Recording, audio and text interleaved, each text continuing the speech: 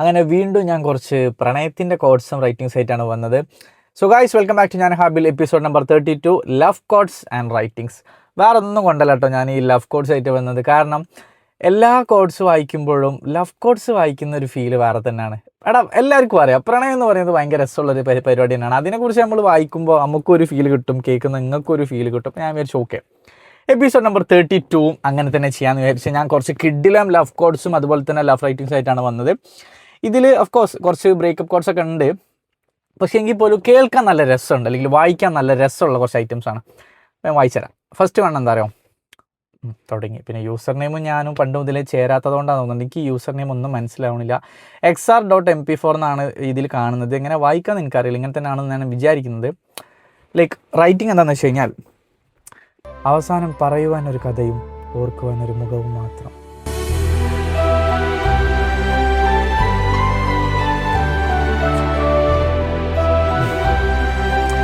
എന്താ ഇതിനൊക്കെ ഞാൻ പറയലേ, നമുക്ക് പ്രത്യേകിച്ച് ഒന്നും പറയില്ല. ഇത് എക്സ്പ്ലെയിൻ ചെയ്യാൻ മാത്രം ഇതിലൊന്നുമില്ല. കാരണം അകന്നു പോവുകയാണ് അവരകന്നു പോയി കഴിഞ്ഞാൽ പിന്നീട് അവർക്ക് പറയാനുണ്ടാവും എന്താ, അവർ ഒരുമിച്ചുണ്ടായ സമയത്തുള്ള ഒരു കഥ, ആ കഥയിൽ കൂടെ ഉണ്ടായിരുന്ന ആ ഒരു മുഖം, അത് ഓർക്കാനും പറയാൻ ആ ഒരു കഥയും മാത്രമേ ഇനി ബാക്കിയുള്ളൂ. കാരണം അവർക്ക് ഇനി അവരൊരുമിച്ച് ജീവിക്കുന്നില്ല. സോ അവരുടെ പാസ്റ്റിലുള്ള കാര്യം മാത്രമേ ഇനി അവരുടെ കൂടെയുള്ളൂ. എന്ത് ബ്യൂട്ടിഫുൾ ആയിട്ടാണ് അവർ എഴുതുന്നത്. ഞാൻ പറഞ്ഞില്ല, ഇതിനൊക്കെ നമുക്ക് പലതരത്തിലുള്ള കാര്യങ്ങൾ വേറെ പറയാൻ പറ്റും. ലോജിക് വൈസ് നമ്മൾ ചിന്തിക്കുമ്പോൾ നമുക്ക് ഒരുപാട് കാര്യങ്ങൾ.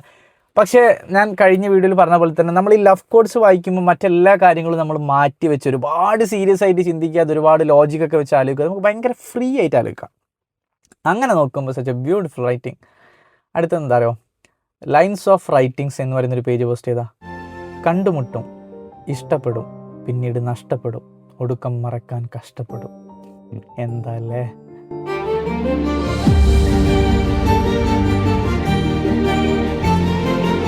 എന്താ പറയുക, ഇതും ഒരു തരത്തിൽ ബ്രേക്കപ്പ് തന്നെ. ഒരു സ്റ്റോറി കംപ്ലീറ്റ് കുറച്ച് വേർഡ്സ് വെച്ചിട്ട് അവർ കംപ്ലീറ്റ് ആക്കി. കണ്ടുമുട്ടും, ഇഷ്ടപ്പെടും, പിന്നീട് നഷ്ടപ്പെടും, ഒടുക്കം മറക്കാൻ കഷ്ടപ്പെടും. എന്താ പറയുക, ഒരു സ്റ്റോറി കംപ്ലീറ്റ് ഭയങ്കര ബ്യൂട്ടിഫുൾ ആയിട്ട് അവർ എഴുതി തീർത്തിട്ടുണ്ട്. ലൈൻസ് ഓഫ് റൈറ്റിംഗ്സ് അടിപൊളി റൈറ്റിംഗ് ആണ്.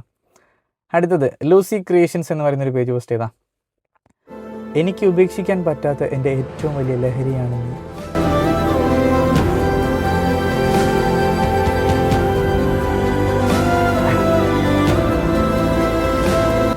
അത് സൂപ്പർ സാധനം. നമ്മൾ പാർട്ട്ണറോട് ലൈക്ക് ഞാൻ പറയില്ല, ഇതിനൊക്കെ കുറേ ആളുകൾ ഇപ്പോൾ ക്രിഞ്ചാണ്, ഇതാണെന്നൊക്കെ പറയും. ബട്ട് ഞാൻ കഴിഞ്ഞ വീഡിയോയിൽ പറഞ്ഞ പോലെ everything is cringe and it's your turn. നമ്മൾ അവസരം വരുന്നത് വരെ നമുക്കത് ക്രിഞ്ചായിട്ട് തോന്നും. ആ ഒരു സമയത്തടാ ലൈക്ക് നമ്മൾ പാർട്ട്ണറോട് അത്രയും സ്നേഹമുള്ള സമയത്താണ് നമ്മൾക്ക് പറയാം, എനിക്ക് ഉപേക്ഷിക്കാൻ പറ്റാത്ത എൻ്റെ ഏറ്റവും വലിയ ലഹരിയാണ് നീ. അത് പറയുമ്പോൾ ആ പാർട്ട്ണർക്ക്, ഇപ്പുറത്ത് നിൽക്കുന്ന പാർട്ട്ണർ കൊടുക്കുന്ന ഒരു പ്രയോറിറ്റി ആലോചിച്ച് നോക്ക്. എത്രമാത്രം സ്നേഹിക്കുന്നുണ്ടാവും, എത്രമാത്രം കൊണ്ട് നടക്കുന്നുണ്ടാവൂടാ. അതിന് പറ്റിയൊരു ഇമേജും സത്യം. അടുത്തത് മാജിക് എഡിറ്റ്സ് ഒഫീഷ്യൽ എന്ന് പറയുന്നൊരു പേജ് പോസ്റ്റ് ചെയ്താൽ, എനിക്കിപ്പോഴും ഓർമ്മ ഉണ്ട് നിന്നെ കണ്ട ആ ദിവസം.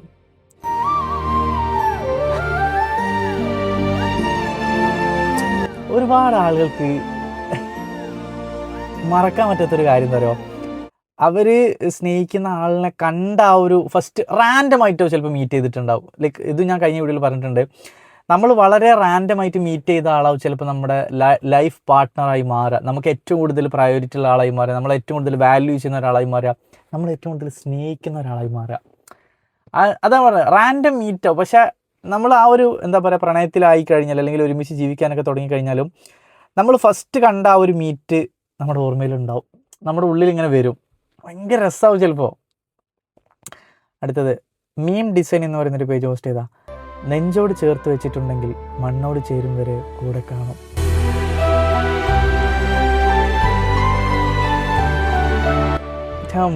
മോനെ,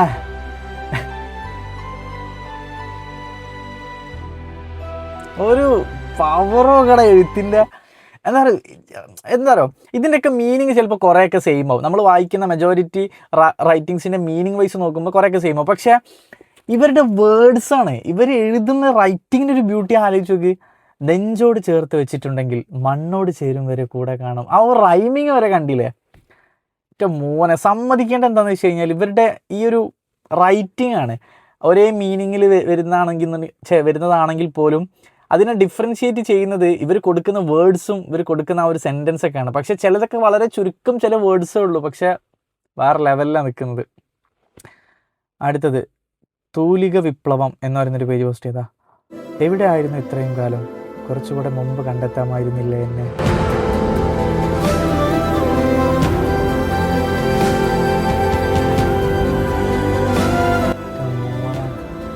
ഇത് ഞാൻ പറയട്ടടാ, അതായത് ലൈക്ക് റിലേഷനിലുള്ള സമയത്ത്, പ്രണയത്തിലുള്ള സമയത്ത് നമ്മളെ പാർട്ട്ണറോടൊക്കെ ചോദിക്കുന്ന ഒരു കാര്യം, ഭയങ്കര പ്രണയത്തിൻ്റെ ആ ഒരു ഇതിൽ തന്നെ ചോദിക്കുന്ന ഒരു കാര്യം, ഭയങ്കര സീരിയസ് ആയിട്ട് ചോദിക്കുന്നൊന്നല്ല, ആ ഒരു ഫ്ലോയിൽ എങ്ങനെ ചോദിക്കുന്ന ഒരു കാര്യം തന്നെ. എവിടെ ആയിരുന്നു ഇത്രയും കാലം? കുറച്ചുകൂടെ മുന്നേ എന്നെ കണ്ടെത്തായിരുന്നില്ല. ആ ഒരു ഫ്ലോയിൽ എങ്ങനെ ആ ഒരു വരുന്നൊരു ഇതാണത്.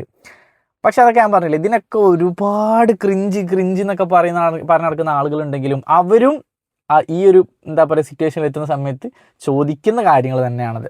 ഇതൊക്കെ പ്രണയത്തിൽ പറഞ്ഞിട്ടുള്ള കാര്യങ്ങളാണ്. അടുത്തത് ജിന്നിൻ്റെ പാട്ടുപെട്ടി എന്ന് പറയുന്നൊരു പേജ് പോസ്റ്റ് ചെയ്താണ്. അതിൻ്റെ കൂടെ വേറൊരു പേജ് കൂടെ കൊളാബ് ചെയ്തിട്ടുണ്ട്. ഇൻഷാ അല്ലാ, തീർച്ചയായും എനിക്ക് നിന്നെ കിട്ടുമെന്ന് ഉറപ്പുണ്ട്. കാരണം ഞാൻ നിന്നെ ചോദിച്ചത് മനുഷ്യരോടല്ല, പടച്ചവനോടാണ്.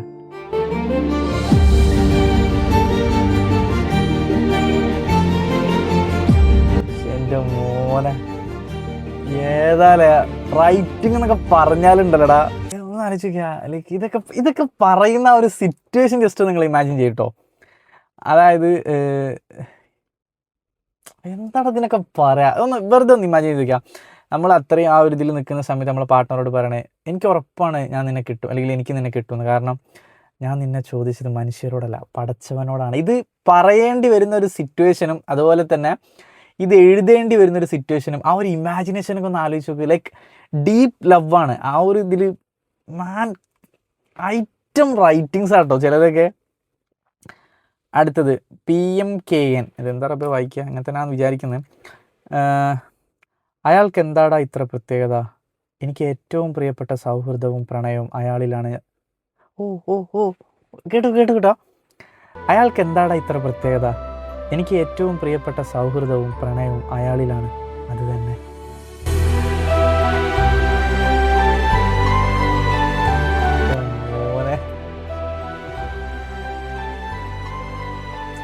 ഈ പ്രണയിക്കുന്ന ആളിനോട് നമുക്ക് അത്രയും നല്ല ഫ്രണ്ട്ഷിപ്പ് കൂടെ മെയിൻറ്റെയിൻ ചെയ്യാൻ പറ്റുന്നുണ്ടെങ്കിലുണ്ടല്ലോ, അതാണ് ഏറ്റവും നല്ലൊരു ബ്യൂട്ടി എന്ന് പറയുന്നത്. കാരണം ചില ആളുകൾ എന്താ പറയുക, കണ്ടിട്ടുണ്ടോ, അവർ ഫ്രണ്ട്സായി നിന്നിട്ട് മാരേജ് ചെയ്യും, എന്നിട്ട് അതിൻ്റെ ശേഷം അത് ഒത്തുപോയില്ല എന്നൊക്കെ പറഞ്ഞതാക്കും. ലൈക്ക് എല്ലാവരുടെ കേസും അല്ല കേട്ടോ.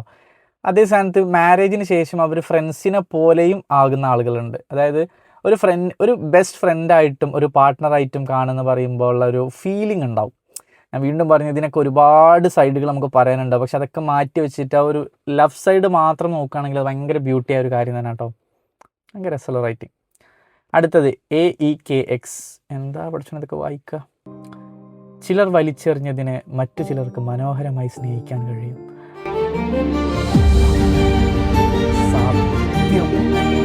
സത്യം. അതായത് എടാ, ഇത് ഭയങ്കര അടിപൊളി റൈറ്റിംഗ് കേട്ടോ. ഇത് ആക്ച്വലി വലിയൊരു റിയാലിറ്റിയാണ്. ചിലർ വലിച്ചെറിഞ്ഞതിനെ മറ്റു ചിലർക്ക് മനോഹരമായി സ്നേഹിക്കാൻ കഴിയും. അതായത് ലൈക്ക് ഒരു ബ്രേക്കപ്പ്, ഒരാൾ ഒഴിവാക്കി, ഒരു പാർട്ട്നേഴ്സ് ഓക്കെ നല്ല രീതിയിലായിരുന്നു ആദ്യം പോയിക്കൊണ്ടിരുന്നത്. പിന്നെ പല പ്രശ്നങ്ങളും കാരണം ഒരാൾ ചിലപ്പം മറ്റാളെ വേണ്ട എന്ന് പറഞ്ഞ് ഒഴിവാക്കി കഴിഞ്ഞാൽ ഈ ഒഴിവാക്കിയ ആളുണ്ടാവില്ല, അതായത് ആരെയാണോ ഇപ്പുറത്ത് നിൽക്കുന്ന ആൾ ഒഴിവാക്കിയത് ആ ആളെ ചിലപ്പം ഇയാളെക്കാൾ വളരെ അടിപൊളിയായിട്ട് സ്നേഹിക്കാൻ കഴിയുന്ന ഒരാൾ അയാളുടെ ലൈഫിൽ വരും. അത് പടച്ചും കൊണ്ടു തരുടാ. Everything happens for a good reason എന്നൊക്കെ അവിടെയാണ് സത്യം പറഞ്ഞാൽ നമ്മൾ വിശ്വസിക്കേണ്ടത്. കാരണം ഒരാൾ നമ്മളെ ഒഴിവാക്കിയിട്ടുണ്ടെങ്കിൽ, നമ്മളെ വേണ്ട എന്ന് പറഞ്ഞ് നമ്മളെ വലിച്ചെറിഞ്ഞ് പോയിട്ടുണ്ടെങ്കിൽ അയാളേക്കാൾ നന്നായി വലുതായി നമ്മളെ കൊണ്ട് നടക്കാനും സ്നേഹിക്കാനും കഴിയുന്ന ഒരാൾ നമ്മുടെ ജീവിതത്തിലേക്ക് വരും. പടച്ചോൻ്റെ ഒരു തീരുമാനമാണത്. അടുത്തത് ഷബിൽ സ്റ്റോറീസ് എന്നാണോ ഷാബിൽ സ്റ്റോറീസ് ആണോ, SHX ആണ് അവിടെ സ്റ്റോറീസ് എന്നുള്ളൊരു പേജ് പോസ്റ്റ് ചെയ്താണ്. that one person made me realize ഇങ്ങനെയും സ്നേഹിക്കാം.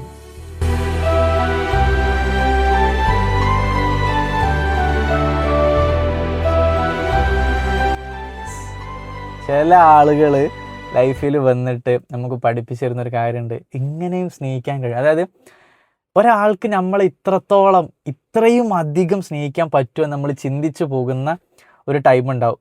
അത് നമ്മൾ ചിന്തിക്കാൻ കാരണം നമ്മൾ അങ്ങനെ സ്നേഹിക്കുന്ന ഒരാൾ നമ്മുടെ ലൈഫിലേക്ക് കടന്നു വരും, പടച്ചോൻ കൊണ്ടുതരും അങ്ങനെ കുറച്ച് ആളുകളെ.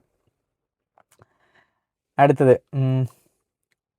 നാഫിൽ എന്ന് പറയുന്നൊരു പേജ് പോസ്റ്റ് ചെയ്താ, അവർക്ക് ഞാനില്ലാതെ പറ്റില്ല എന്ന് വിചാരിച്ച ഞാൻ മണ്ടനായി, ഞാനില്ലാതെയും അവർക്ക് പറ്റും എന്ന് അവർ എനിക്ക് കാണിച്ചു തന്നു.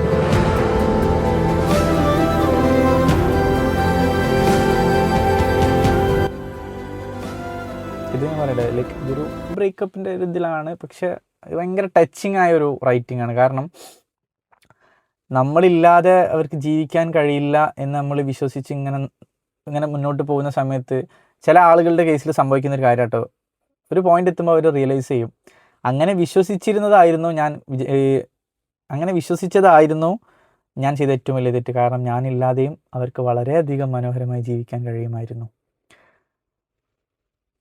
അനുഭവിച്ചവർക്ക് ഇത് ഞാൻ വായിക്കുന്ന സമയത്ത് തന്നെ ഇതിലൂടെ കടന്നുപോയ ഒരാളാണ് നിങ്ങളെങ്കിൽ അവിടെ സ്റ്റക്ക് ആയിട്ടുണ്ടാവും.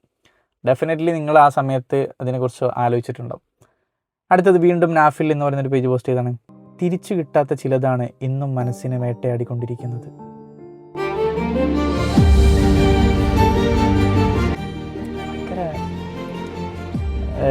ഭയങ്കര റിയാലിറ്റിയുമായിട്ട് ഒരുപാട് കണക്ട് ചെയ്യുന്ന റൈറ്റിങ്സ് ആട്ടോ ഇവർ എഴുതിയത്. തിരിച്ചു കിട്ടൂലഞ്ഞ്, അത് പോയി കയ്യിൽ നിന്നൊക്കെ ഒരുപാട് അകന്നകന്ന് പോയി, ഇനി തിരിച്ചു കിട്ടില്ല എന്ന് ഉറപ്പായ ഒരു സ്ഥലത്ത് അതെത്തി. പക്ഷെ അത് തന്നെയാണ് ഇന്നും എൻ്റെ മനസ്സിനെ വല്ലാതെ വേട്ടയാടുന്നത്. എന്ത് പറയാനല്ലേ.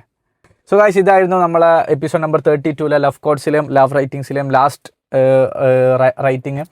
ഞാൻ പറയട്ടടാ, ഈ ലവ് കോഡ്സിന് ഞാൻ പറഞ്ഞ പോലെ തന്നെ ഭയങ്കര ബ്യൂട്ടി ഉണ്ട്. അത് വായിക്കുമ്പോൾ കിട്ടുന്നൊരു ഫീലുണ്ട്. അതിപ്പോൾ എന്താ പറയുക, നിങ്ങൾക്ക് ചിലപ്പം ഇത് വായിക്കുന്ന സമയത്ത് നമുക്ക് കിട്ടുന്നൊരു ഫീൽ ഉണ്ട് അല്ലേ. അത് നമ്മൾ പേഴ്സണലി വായിക്കുന്ന സമയത്തും അതുപോലെ തന്നെ ഇതിങ്ങനെ നമ്മൾ ആ ഒരു സിറ്റുവേഷനിലാണ് കറക്റ്റ് നിൽക്കുന്നത് എന്നുണ്ടെങ്കിൽ, നല്ല രീതിയിൽ നമ്മളിപ്പോൾ പ്രണയത്തിലാണ്, ആ ഒരു നല്ല പ്രണയിക്കുന്ന സമയത്ത് നമ്മൾ വളരെ ബ്യൂട്ടിഫുള്ളായ ഒരു കോട്ടോ ഒരു റൈറ്റിങ്ങോ കാണുമ്പോൾ ഉള്ളിൽ നിന്ന് ഇങ്ങനെ വരും നമുക്ക്. ആ ഒരു ഇതാണ് സത്യം പറഞ്ഞാൽ ഈ ലവ് കോഡ്സ് പറയുമ്പോൾ ആക്ച്വലി എനിക്ക് കിട്ടുന്നത്. കാരണം നമ്മൾ ചെയ്യുന്ന വീഡിയോസിൽ നമ്മൾ പറഞ്ഞ പോലെ തന്നെ ഒരുപാട് കോഡ്സും റൈറ്റിങ്സും നമ്മൾ പറയുന്നുണ്ട്. ഭയങ്കര ടാലൻറ്റഡ് ആയിട്ടുള്ള ഒരുപാട് റൈറ്റേഴ്സ് ഉണ്ട് കേട്ടോ ആക്ച്വലി. കാരണം ഒരു പ്രണയത്തിൻ്റെതായിക്കോട്ടെ, അല്ലാന്നുണ്ടെങ്കിൽ വേറൊരു പെയിൻഫുൾ കോട്ടായിക്കോട്ടെ, റൈറ്റിംഗ് ആയിക്കോട്ടെ, ഇത് എഴുതണമെന്നുണ്ടെങ്കിൽ നമ്മൾ അതിനെക്കുറിച്ച് ചിന്തിച്ച് അതിൻ്റെ വേർഡ്സൊക്കെ കണ്ടെത്തുക എന്ന് പറയുന്നത് ഭയങ്കര വലിയൊരു സ്കില്ലാണ്. അപ്പം അത്രയും ടാലൻറ്റഡ് ആയ ഒരുപാട് ആളുകളുണ്ട്. പിന്നെ ഇതിൽ മെജോറിറ്റി ആളുകളും ഈ ഒരു സ്റ്റേജിലൂടെ കടന്നു പോകുമ്പോഴാണ് ഇതൊക്കെ എഴുതുക. അതിപ്പോൾ പെയിൻഫുൾ ആണെന്നുണ്ടെങ്കിലും ഹാപ്പിനെസ് ആണെന്നുണ്ടെങ്കിലും ലവ് ആണെന്നുണ്ടെങ്കിലും എന്താണെന്നുണ്ടെങ്കിലും ആ ഒരു സ്റ്റേജിൽ നിൽക്കുന്ന ആളുകൾക്ക് വളരെ ബ്യൂട്ടിഫുള്ളായിട്ട് എഴുതാൻ പറ്റും. പക്ഷെ ആ സ്റ്റേജിൽ പത്രത്തോളം ബ്യൂട്ടിഫുൾ ആകണമെന്നില്ല, ലൈക്ക് അതൊരു പെയിൻഫുൾ സ്റ്റേജ് ആണെന്നുണ്ടെങ്കിൽ. ബട്ട് എനിവേ, ഇന്നത്തെ എപ്പിസോഡ് നമ്പർ 32 നമ്മൾ ഒരുപാട് ബ്യൂട്ടിഫുള്ളായ ലവ് കോഡ്സ്, ലവ് റൈറ്റിങ്സ് നമ്മൾ വായിച്ചിട്ടുണ്ട്.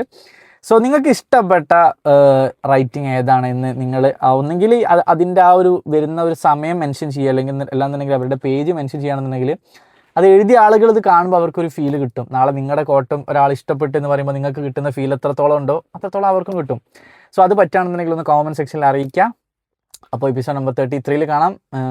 Anyway, thank you for watching. അടുത്ത വീഡിയോയിൽ കാണാം.